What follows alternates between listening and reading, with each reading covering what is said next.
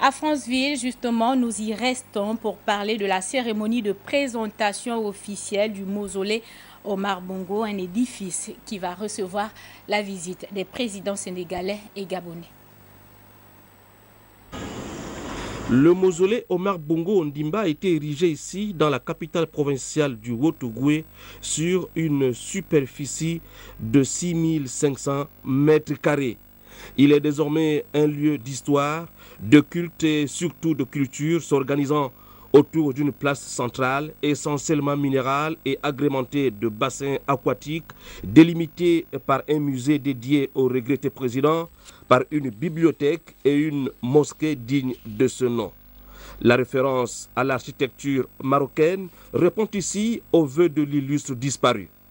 Après son arrivée à Franceville, la communauté musulmane composée d'une forte délégation du Conseil supérieur des affaires islamiques du Gabon, renforcée par des prédicateurs et imams principaux des 9 provinces du Gabon, a procédé à une prière inaugurale et de bénédiction de la mosquée du mausolée en présence du chef de l'État, Ali Bongo Ondimba, raïs de la communauté musulmane du Gabon. Une prière de bénédiction dirigée par le grand imam Ismaël Osseni Ossa.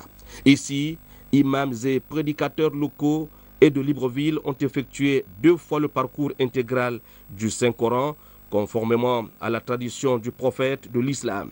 Sur proposition du Raïs, la mosquée a été baptisée Mosquée El Hadj Omar Bongo de Franceville.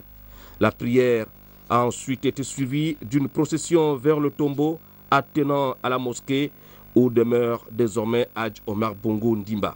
Chacun des 9 imams a eu le temps de prononcer une prière d'intercession en faveur de l'illustre disparu, des prières dites en arabe et en français pour invoquer la miséricorde et le pardon d'Allah sur le défunt président. Le président Omar Bongo Ondimba a, durant son séjour sur terre, privilégié l'unité, la solidarité, la paix, valeurs essentielles au développement et au progrès.